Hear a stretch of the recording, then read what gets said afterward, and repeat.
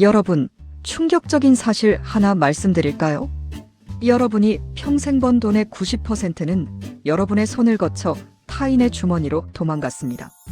통장에 찍힌 월급이 며칠 만에 바닥나는 건 경제가 나빠서가 아닙니다. 사실 여러분은 돈을 사랑하는 척하면서 실제로는 돈을 끔찍이도 혐오하고 있기 때문입니다. 사랑한다면 왜 그렇게 못 버려서 안달입니까? 돈을 인격체라고 가정해봅시다. 당신은 지금 유능한 직원을 채용하자마자 당일 해고하는 세상에서 가장 잔인한 사장입니다. 월급날 당신의 행동을 돌이켜보세요. 돈이라는 이름의 직원이 출근하자마자 당신은 신용카드 할부라는 족쇄를 채워 쇼핑몰과 배달앱으로 내쫓습니다. 이번 달도 고생했으니 나에게 주는 선물이라는 말은 비겁한 변명일 뿐입니다. 당신의 돈은 당신 곁에 머물며 함께 미래를 설계하고 싶어 하지만 사장인 당신이 그들을 받자마자 쓰레기통에 던지듯 타인에게 넘겨버립니다. 돈은 자신을 귀하게 여기고 곁에 두려워하는 사람에게만 충성을 다합니다. 하지만 여러분은 돈이 들어오는 족족 처분해야 할 짐처럼 대하고 있습니다. 돈이 당신을 싫어하게 만든 건 경제 위기도 낮은 연봉도 아닙니다. 바로 돈을 대하는 당신의 이 지독한 혐오 정서가 문제입니다. 만약 당신이 돈이라면 자신을 받자마자 물건이나 음식으로 바꿔서 남의 손에 넘겨버리는 사장 밑에서 일하고 싶겠습니까? 당신은 지금 스스로 부자가 될 기회를 발로 차고 있는 셈입니다.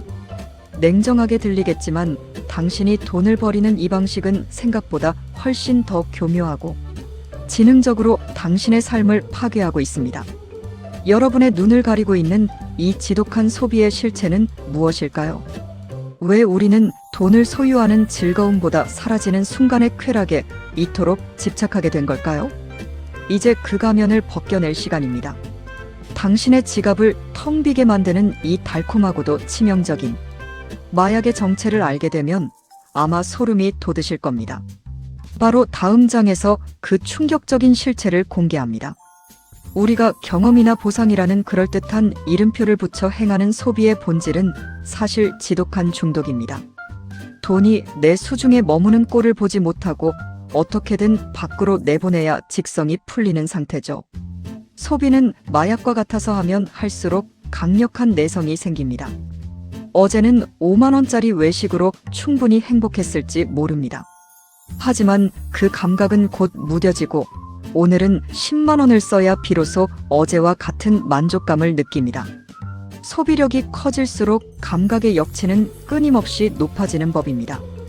이 굴레에 갇히면 당신은 평생 남의 배만 불려주는 소비기계로 전락하게 됩니다. 이번만 쓰고 다음부터 아끼겠다는 다짐은 중독자의 변명과 다를 바 없습니다. 돈이 나를 위해 일하게 만드는 즐거움보다 돈이 사라질 때 느껴지는 일시적인 해방감에 도파민을 느끼고 있기 때문입니다. 돈을 소유하는 것보다 버리는 행위에서 쾌감을 찾는다면 당신은 영원히 자본의 주인이 될 수 없습니다. 당신의 통장을 스쳐 지나가는 그 돈들이 사실은 당신을 탈출하고 싶어 비명을 지르고 있다는 사실을 직시해야 합니다. 이 지독한 중독의 고리를 끊어내지 못한다면 당신의 노후는 상상조차 하기 싫은 비극이 될 것입니다. 그렇다면 이 달콤하고도 치명적인 중독을 단칼에 끊어내고 도망가려는 돈을 내 편으로 돌려 세울 방법은 정말 없는 걸까요? 그 시작은 의외로 당신의 상상을 뛰어넘는 아주 구체적인 숫자 하나에서 결정됩니다. 자본주의라는 정글에서 당신이 사냥감이 아닌 포식자로 거듭나기 위해 반드시 획득해야 할 면허증이 있습니다. 그 면허증의 정체가 무엇인지 궁금하지 않으신가요? 다음 장에서 그 비밀의 열쇠를 공개합니다.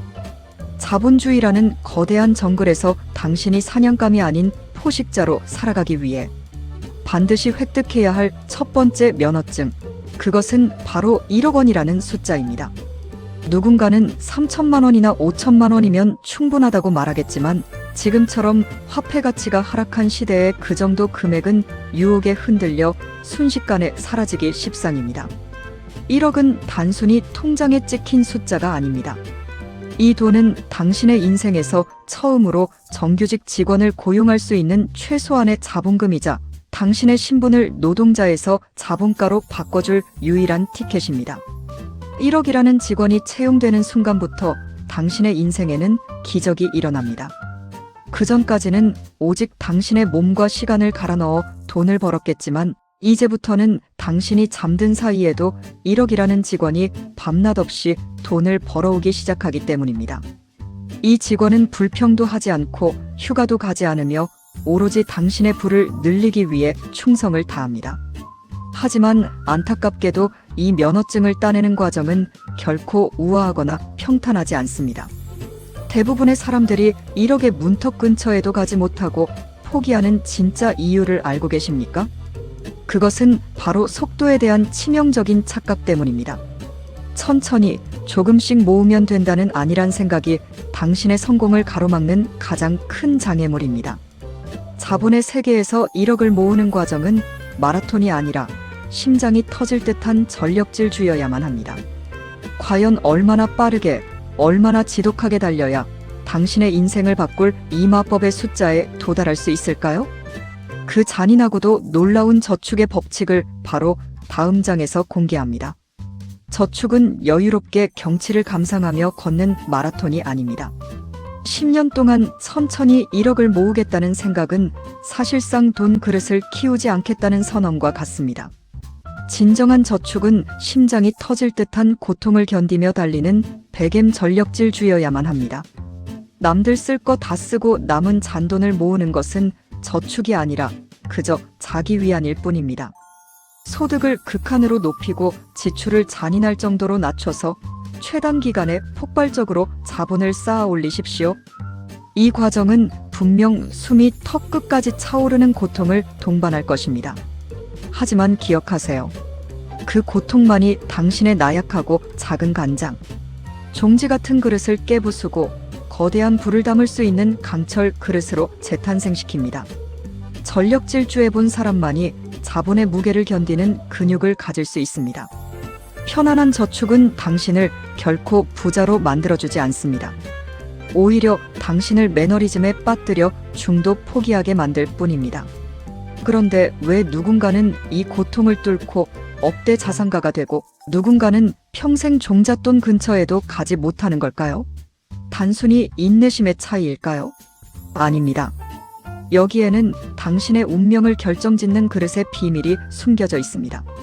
로또 당첨자가 왜 결국 다시 가난해지는지, 그리고 당신의 그릇은 지금 어떤 상태인지 확인하셔야 합니다.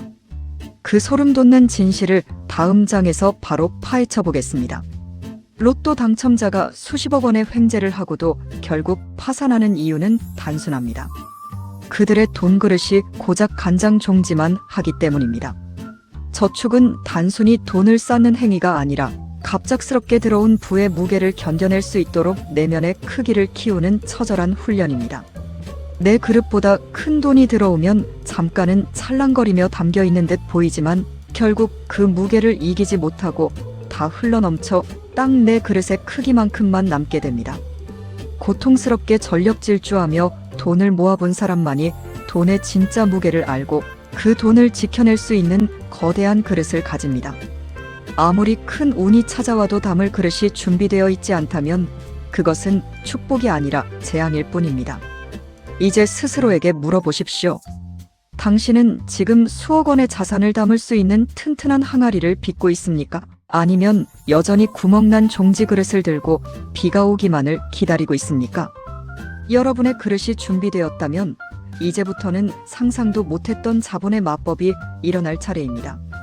영원에서 1억을 만드는 것보다 1억에서 10억을 만드는 것이 훨씬 더 쉽다는 말을 믿으시나요?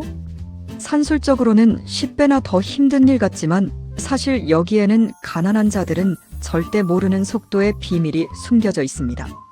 그 놀라운 가속도의 법칙을 다음 장에서 바로 공개합니다. 영원에서 1억을 만드는 것보다 1억에서 10억을 만드는 것이 훨씬 쉽다는 말은 결코 과장이 아닙니다. 1억이라는 임계점을 넘어서는 순간부터 당신의 자산은 선형적인 증가를 넘어 기하급수적인 가속도를 얻기 시작하기 때문입니다. 영원일 때는 아무리 굴려도 영원이지만 1억이라는 시드머니는 스스로 증식하는 능력을 갖춘 강력한 엔진이 되어 당신의 불을 끌어올립니다. 2단계에 진입하면 당신이 매달 고통스럽게 짜낸 저축액에 더해 1억이라는 직원이 시장에서 벌어오는 투자 수익이 합쳐지기 시작합니다. 만약 당신이 10%의 수익만 내도 앉은 자리에서 1,000만 원이라는 큰 돈이 생깁니다. 자산이 쌓일수록 수익률에 대한 집착보다는 자산 규모 자체가 만들어내는 압도적인 힘을 경험하게 될 것입니다. 당신의 노동이 아닌 자본의 노동이 주도권을 잡는 역사적인 순간입니다. 하지만 이 달콤한 가속도의 구간에서 많은 이들이 갑작스러운 공포에 휩싸여 발을 멈추곤 합니다. 어렵게 모은 이 돈을 한순간에 잃으면 어떡하지? 라는 두려움이 당신의 앞길을 가로막는 것입니다. 이 공포를 극복하지 못하면 당신은 평생 1억이라는 감옥에 갇힌 채 제자리 걸음을 하게 될 것입니다. 과연 수석 분석가가 제안하는 리스크에 대한 정답은 무엇일까요? 손실을 바라보는 당신의 관점을 완전히 뒤바꿔줄 충격적인 조언을 다음 장에서 공개합니다. 투자로 인해 돈을 잃을까봐 두려워하는 것은 사장이 직원에게 월급 주기를 아까워하는 것과 같습니다. 돈이라는 직원을 고용했다면 당연히 연봉을 지급하고 복리후생비를 써야 하듯 투자에서 발생하는 손실은 자본을 운영하기 위한 필수적인 비용으로 받아들여야 합니다. 아무런 리스크도 지지 않겠다는 태도는 직원을 뽑아놓고 아무 일도 시키지 않은 채 자원봉사만 바라는 악덕 사장의 마인드와 다를 바 없습니다. 신입사원이 처음 입사하면 일을 배우는 과정에서 실수를 하고 회사에 손해를 끼칠 수도 있습니다. 하지만 유능한 경영자는 그 비용을 지불하며 직원을 숙련공으로 키워내 더 큰 수익을 창출합니다. 당신의 자본 역시 시장이라는 현장에서 직접 구르고 깨지며 수익을 가져오는 법을 배워야 합니다. 손실이 무서워 금고에만 넣어둔 돈은 10년이 지나도 그저 신입사원 수준에 머물러 당신에게 어떠한 부의 확장도 가져다주지 못할 것입니다. 결국 투자의 성패는 절대 잃지 않는 것이 아니라 적게 잃고 더 크게 버는 운영의 묘에 달려 있습니다. 리스크를 회피하는 사장이 운영하는 가게가 번창할 수 없듯이 손실을 극도로 혐오하는 투자자는 결코 자본의 주인이 될 수 없습니다. 이제 당신은 사장으로서 결단을 내려야 합니다. 과연 당신은 돈이라는 직원에게 일을 시킬 준비가 되었습니까? 아니면 여전히 당신의 무능함을 남의 탓으로 돌리며 제자리에 머물 것입니까? 이 모든 질문의 해답과 당신이 나아가야 할 마지막 방향을 다음 장에서 정리해드립니다. 결국 모든 부의 흐름은 당신의 마인드에서 시작됩니다. 돈을 적게 번다고 세상을 탓하지 마십시오.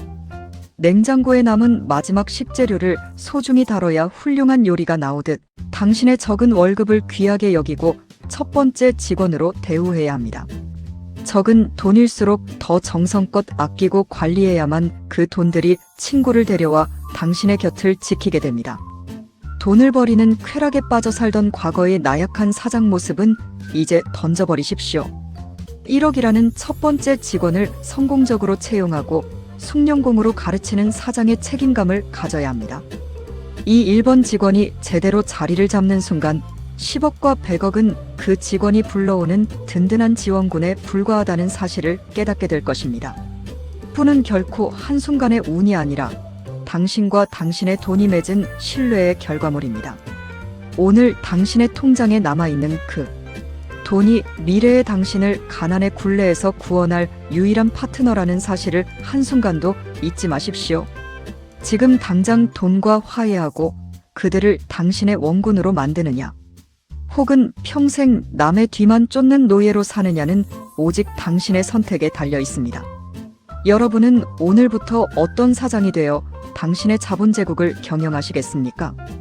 당신의 위대한 첫 출근을 응원하겠습니다. 위기를 기회로 바꾸는 단 하나의 통찰. 더원의 영상을 끝까지 시청해 주셔서 감사합니다. 도움이 되셨다면 가족과 지인분들께 공유하고 구독 버튼 꼭 눌러주신 모든 분들은 복 많이 받으실 겁니다. 진심으로 감사드립니다.